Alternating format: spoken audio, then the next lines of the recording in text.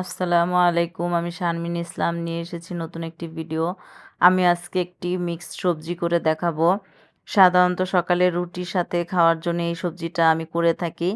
আজকে আমি নিয়েছি জালি কুমড়া, যে অনেকে চাল কুমড়াও বলেন। তারপরে নিয়েছি গাজর, তারপর নিয়েছি আলু এবং কাঁচা পেঁপে, আর অল্প একটু নিয়েছি ছোলার ডাল। আর আমি এটা রান্না করব ৫ ফোড়নের বাগার দিয়ে। আমি ৫ ফোড়নের প্যাকেটটা দেখিয়ে দিয়েছি। রান্নার জন্য নিয়েছি একটু তেল, আর এইখানে এলাচ, দারচিনি এগুলো আমি একটু ১টা ২টো করে আস্ত দিব। পাশাপাশি আমি হলুদের গুঁড়া, মরিচের গুঁড়া, ধনিয়ার গুঁড়া, একটু গরম মসলা আর আদা নিয়েছি। আমি প্রথমেই প্যানে ৩টা শুকনা মরিচ দিয়ে দিয়েছি, সাথে দিয়ে দিয়েছি ৫ ফোড়ন। আর ৫ ফোড়নটার মরিচটা ভাজা হয়ে আসলেই ৩০ সেকেন্ডের মতো হবে।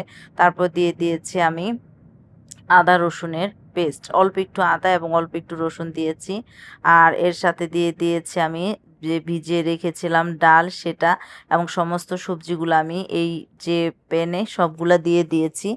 আমি এখন সবজিগুলোর সাথে পেঁয়াজটা এবং তেলটা মিশিয়ে নিব, এবং ভালো করে নেড়েচেড়ে মিশিয়ে নেওয়ার পর আমি এখানে আমি যতগুলো মশলা রেখেছিলাম, হলুদের গুঁড়া, মরিচের গুঁড়া, ধনিয়া গুঁড়া, ভাজা গুঁড়া মশলা এবং লবণ, সমস্ত মশলা দিয়ে আমি ভালো করে মিশিয়ে নিব।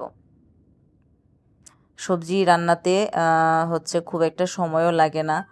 আর এই সবজিটা যেহেতু সেদ্ধ হওয়ার জন্য একটু পানির প্রয়োজন, তার জন্য আমি ভালো করে নেড়েচেড়ে মিশিয়ে তারপরে ১ গ্লাসের মতন পানি দিয়ে ঢাকনা দিয়ে ঢেকে দিব।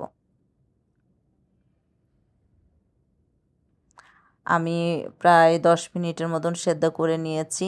এখন সবজিগুলো আমি ভালো করে দেখে নিব সিদ্ধ হয়েছে কিনা।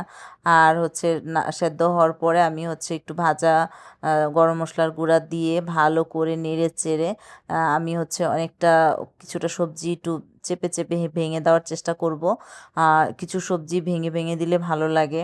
আমি একটু চেপে চেপে ভেঙে দেওয়ার চেষ্টা করব। তারপরে আবার ২ মিনিটের জন্য ঢাকনা দিয়ে রেখে দিব। এই যে নামানোর আগে একটু ধনেপাতা কুচি দিয়ে নামিয়ে নিয়েছি। আল্লাহ হাফেজ।